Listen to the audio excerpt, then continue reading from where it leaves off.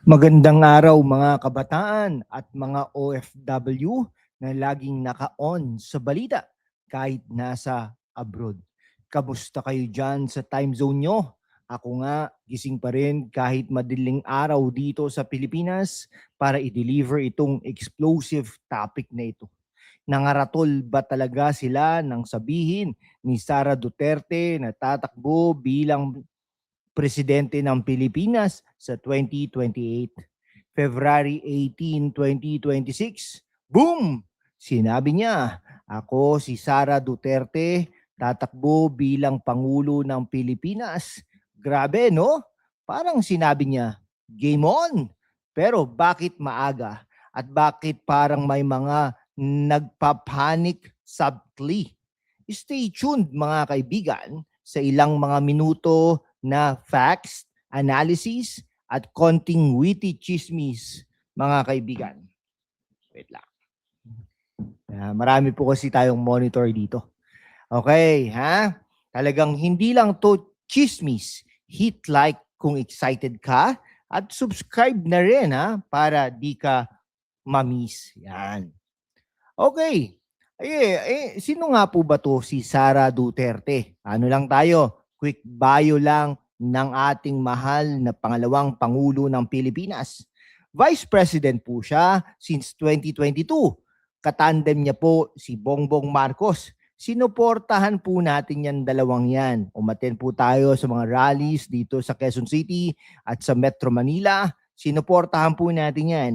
Actually, nag-convert po tayo ng thousands of supporters ni Leni Robredo na maging Bongbong Marcos. At tayo nagtagumpay naman dyan.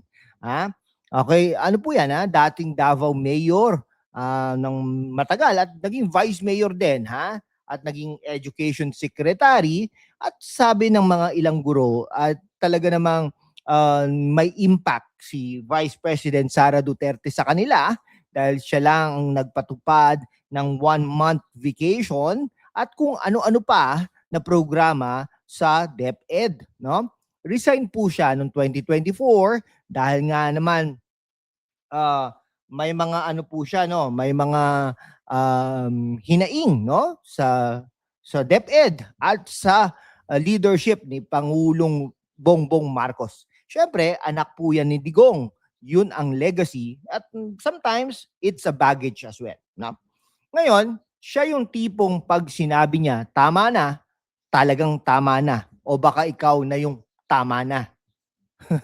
Ito po sabi niya, i-quote natin ng mga statements niya noong nag-announce siya. Sabi niya, it took me 47 years. Wow, 47 years. Okay? I offer my life, my strength. Wow, blame current admin sa inflation, corruption, etc. No, ask forgiveness for 2022, support kay Marcos dahil sinuportahan niya. Sa totoo lang po, hindi naman po mananalo si Bongbong Marcos kung hindi dahil kay Sara Duterte. Yan po ang katotohanan, no? Okay, parang breakup speech. Sorry na, pero hindi na talaga tayo. Pero instead of, it's not you, it's me. If it's you, corruption and failed promises. Witty, di ba? Okay. Pero sabi naman ng palasyo, no, ito yung reaction nila, no? Nangaratol na ba sila? Irrelevant daw. Focus on governance. Sabi ng mga analyst, si UP Professor Danilo Araw, heavy on optics, light on policy, strategic to shield from impeachment. Supporters Bongo full support, Padilla ready as VP. Ito timing suspicious mga kaibigan. Amid new impeachment, biruin mo yun, 4 na complaint na, finorward na sa office of the speaker. Ifo-forward ni speaker sa justice. Hindi pa na-forward, di ba? ICC ni Digong, yan po mga ano, no? Ngayon, sabi ng Reuters, possible Beijing pivot. Al Jazeera naman, it follows the feud. Parang sinabi ng palasyo, irrelevant. kami pa rin naman ang relevant dito. Parang ganun ang sinasabi, di po ba? Pero deep inside, baka nagre-refresh ng surveys. Meron pong lalabas na survey at talagang makikita doon na milya-milya ang kalamangan ni Vice President Sara Duterte kay Leni Robredo at kay Raffy Tulfo. Kung ako naman, bakit ko naman pipiliin si Leni Robredo? Talunan na nga po yan. Pasensya na po ha. Bakit ko naman pipiliin si Raffy Tulfo? May mga issues. Biruin mo, nag-tip ng babae, di umano, ng 250,000. Pero kumikita naman po ang YouTube niya. Pero syempre, hindi po yun ang sabi nga ni Mon Tulfo, yung kapatid niya. Kahit nga 500, hindi ko bibigyan yun sabi. Tapos ginulpi daw yata ng asawa. Allegedly. Yan. Okay. Ngayon ito, syempre, bakit maaga? Okay. Syempre, political motivation narrative. Syempre, magpre-preempt ng impeachment yan. Sasabihin, ay mag-iisip-isip ngayon. Magdadalawang isip yung mga congressmen and women dyan sa Kamara. Siguro sa Committee on Justice, mananalo yan, pero pagdating sa plenaryo, matatalo po yan. Yan po ang katotohanan dyan. Yun lang po ang sapantahan natin. Dahil ito mga congressmen and women na ito, ay talaga namang mag-iisip-isip yan, lalo na sa Visayas at Mindanao. No? At dito sa Metro Manila, at saka sa part 10 ng Luzon, okay, Ilocos Sur, etc. Mag-iisip-isip po yan kung ano po ba, no? Kung tawag doon, kasi kung mananalo po sila, di ba? Siyempre, malaki po ang supporters naniniwala kay Pangulong Rodrigo Roa Duterte at kay Vice President Sara Zimmerman Duterte. Yari kayo. Pag kayo 2028, malaki ang pag-asa nyo na matalo. Ang dami po natalo, di ba? Sa Zamboanga, dyan sa Pampanga, muntik-muntik matalo pa yung mga yan, di ba? Tapos dyan sa Maynila, Abante, Antipolo, etc. Ngayon, frontrunner in polls. Siyempre, rally-based Ahmed Digong's Hague detention. Mahirap po talaga sitwasyon ni Vice President Sara Duterte. Parito, paroon, di ba? Ilagay nyo ang inyong sapatos sa kanya. Ilagay nyo ang sarili nyo sa kanya. Hindi ko alam kung kakayanin nyo. Okay. Siyempre, frontrunner in polls. Bakit pa tayo maghihintay? Milya-milya na ang kalamangan niya. Talaga namang papagandahin niya ulit ang Pilipinas. Yun po nga inasahan natin na itutuloy ni Bongbong Marcos ang kanyang nanawagan pa nga tayo na dapat ang kampihan niya yung kumampi sa kanya noong 2022. Kaya pala hindi ganun dahil may mga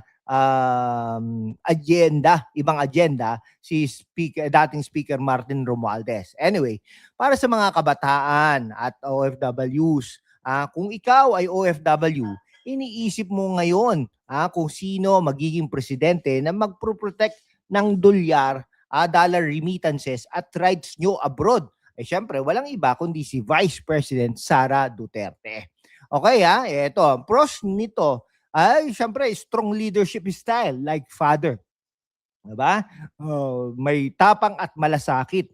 Pero yung parking na nga lang, dapat ang mga kalsada hindi nagpa-park ang mga kotse, lalo na sa subdivision. Kasi daanan po yan ng bumbero, ng basurero, ng mga truck na yan, at saka syempre yung services, di ba? At saka daanan niya ng sasakyan. Okay? Yung yung pedestrian, pang tao. Okay? Di biruin mo yun, nagawa po yan ni Pangulong Rodrigo Roa Duterte. Bahala kayo, may batas di ba? Sisiga-siga kayo dyan, di ba?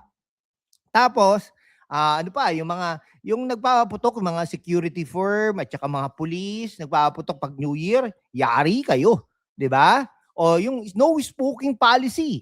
Okay? Yung Dolomite Beach sa Boracay, sa Bohol, napaayos naman po niya yan. Yung build. May tapang at malasakit. Davao model yan, no? Siyempre, ang cons naman yan, feud distractions, confidential funds issues, foreign policy shift risk. Pero ang alam ko, dun sa confidential funds, inaproban yan ni Pangulong Bongbong Marcos dahil nga magkakampi pa sila no, no? Tapos magaling no? Magaling talagang nag-imbento niyan. Sa demokrasya, hindi lang karisma, accountability din. Tanungin natin, ano ba talagang track record beyond tough talk? Yan. So what's next? 2028 scenario. So mga possible tandem. Ito po mga possible tandem. Siyempre, Amy Marcos. Pero marami na tumututol ha. Pangalawa, Robin Padilla. Sabi niya, open naman siya as long as iutos ni Digong. Pangatlo, si Marcoleta. Pang-apat, pwedeng Cayetano. Okay? Panglima, pwedeng Magalong. Okay? Baka pwede pang Bam Aquino. Yan, 6 po yan. Ngayon, siyempre, Marcos side response, no? Titingnan natin. Biruin mo, nag-appoint siya ng NBI director na dating Secretary General ng PDP laban. Okay. Ay siguro read between the lines. Siyempre, impact sa ekonomiya, foreign relations. Tingnan natin. Gumanda naman yata ang stock market. Ngayon, mga kababayan, mag-research kayo. Huwag puro echo chamber, ha? Okay, mga kababayan, ha? Sa mundo kung saan ang kasinungalingan ay nangingibabaw, ang katotohanan ang unang sinisikil. Pero kasama kayo, magpapatuloy tayo sa laban. Walang takot, walang kinikilingan, at laging handa para sa bayan. Sumali na sa aking YouTube channel membership sa #WalkWithLan at tulungan natin ang channel na maabot ang 100,000 subscribers. Ang inyong suporta ang susi sa kalayaan natin para ipagpatuloy ang pagbabalita ng katotohanan. Salamat at kita-kits sa laban. Salamat sa panonood, ha? Comment down below. Team Sara ka ba o skeptic? Share sa group chat nyo, ha? See you sa next deep dive. God bless the Philippines. Mabuhay po ang Pilipinas.